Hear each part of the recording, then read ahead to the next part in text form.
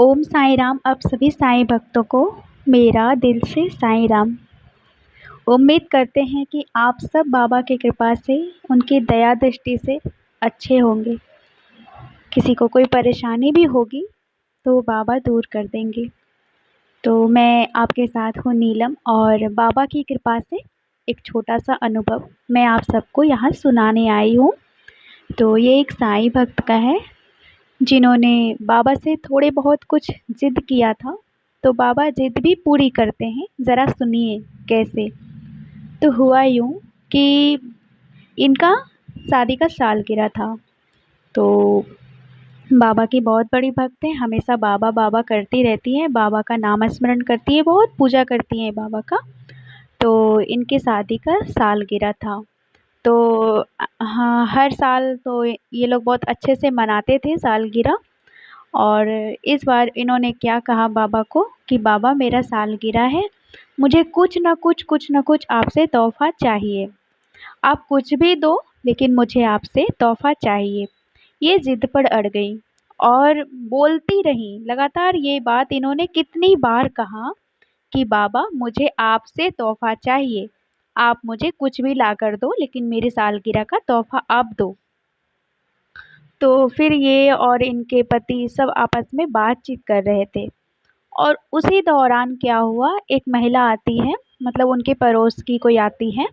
तो बातों बातों में इन्होंने कह दिया कि मेरी शादी की सालगिरह है। तो फिर वो महिला चली गई अपने घर और फिर तुरंत वापस आती हैं। उन्हें एक बहुत प्यारा सा साड़ी गिफ्ट करती हैं। सफ़ेद कलर की साड़ी थी, जरी वर्क किया हुआ था, बहुत अच्छी साड़ी थी। तो इन्हें ये तोहफ़ा मिला। तो तोहफ़ा ये ले ली और फिर कुछ देर हुआ, मतलब कुछ समय बीत गए। तब अचानक से इनके दिमाग में ये बातें आई कि ये बाबा ने ही तोहफ़ा दिया है।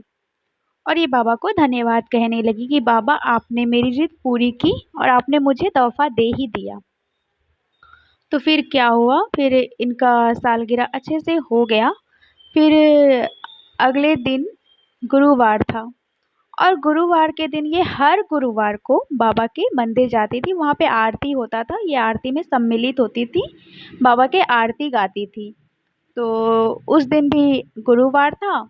तो मंदिर जाने से पहले ही इनके घर में जो बाबा की मूर्ति है, जो बाबा का चित्र है, उनके सामने इन्होंने एक बाबा के पास बात रखी और ये कहीं कि बाबा, अगर वो सफ़ेद साड़ी आपने दिया है, आपके द्वारा वो तोहफ़ा मुझे मिला है, तो मैं आज आपको सफ़ेद में देखना चाहती हूँ। आप कुछ भी सफ़ेद पहनो, आपके ऊपर कोई ना कोई कपड़ा सफ़ेद होना चाहिए। आज भी इन्होंने ऐसे किया मंदिर जाने से पहले। फिर ये मंदिर चली गई और वहाँ जाते देखती हैं कि बाबा नीले कलर के वस्त्र में थे।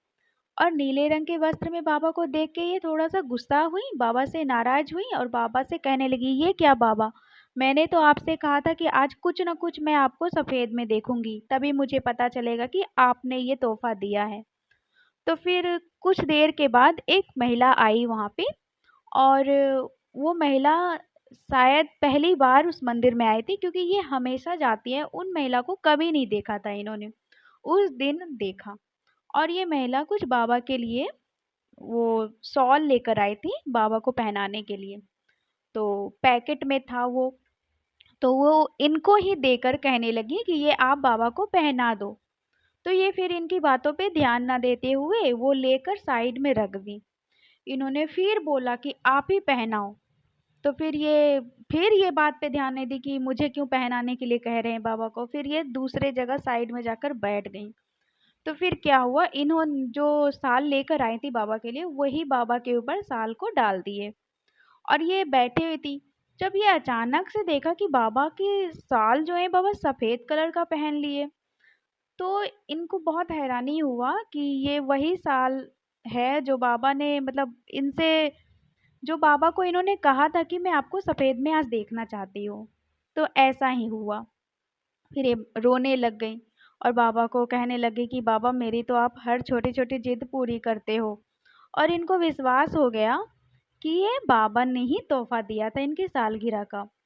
और पूरा विश्वास कब हुआ, जब वो दूसरी वाली महिला जो आई थी शाल लेकर, वो अचानक इनके पास आती है और आके बैठ के इनसे बातें करने लगती हैं। बातों बातों में कहती हैं कि मैंने ये शाल किसी और से मंगवाया है, मैंने हरे रंग का बोला था और इन्होंने सफ़ेद रंग का ले आया। तब तो और इन्हें आश्चर्य होता है कि मतलब हरे रंग का वो लाने वाली थी और सफ़ेद रंग का आ गया। तो बाबा कैसे अपने बच्चों की जिद को भी पूरी करते हैं। हाँ, आपका जिद जो है ना, वो जेन्युइन होना चाहिए। अगर आप जेन्युइन जिद करोगे तो बाबा ज़रूर पूरी करेंगे।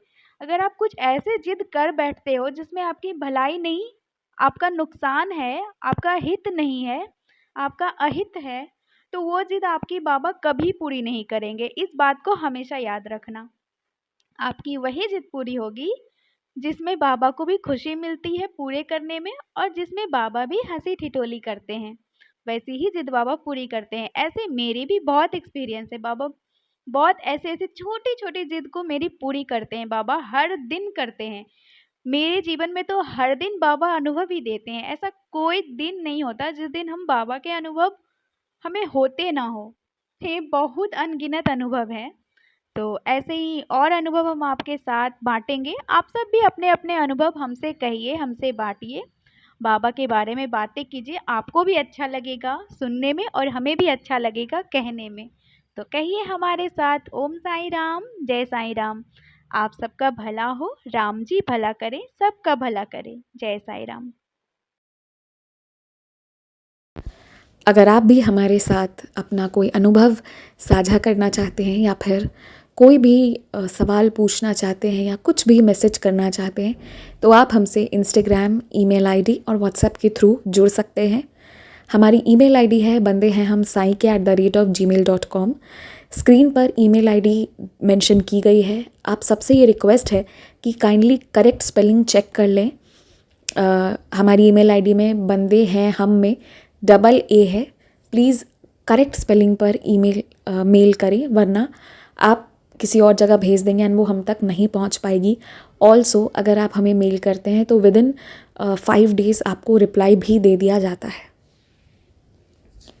अगर उस दौरान रिप्लाई नहीं आता है तो काइंडली करेक्ट आईडी पर वापस मेल भेजें। अगर आप व्हाट्सएप के माध्यम से जुड़ना चाहते हैं तो हमारा व्हाट्सएप नंबर है 6206008273। आप सबसे रिक्वेस्ट है कि प्लीज़ मैसेज करें और ऑडियो भी आप भेज सकते हैं, पर कृपया कॉल ना करें। कॉल पिक नहीं की जाएगी और ना ही कॉल पर बात करने का रिक्वेस्ट डालें। आप अपने मैसेज भेज दें, आपको हम अपने टाइम के हिसाब से रिप्लाई कर देंगे। आप चाहें तो इंस्टाग्राम के थ्रू भी हमारे साथ कनेक्ट हो सकते हैं साई चिल्ड्रन के माध्यम से, जिसका स्क्रीनशॉट्स आपकी स्क्रीन पर शो हो रहा होगा। इसके थ्रू आप इंस्टाग्राम पर जुड़कर भी अपने अनुभव, अपने क्वेश्चंस कुछ भी हों शेयर कर सकते हैं। जो भी है आप अपनी भावनाओं को ज़रूर शेयर करें एंड बस जय Sai Ram, stay blessed, take care. बाबा आपको बहुत सी खुशियाँ दें।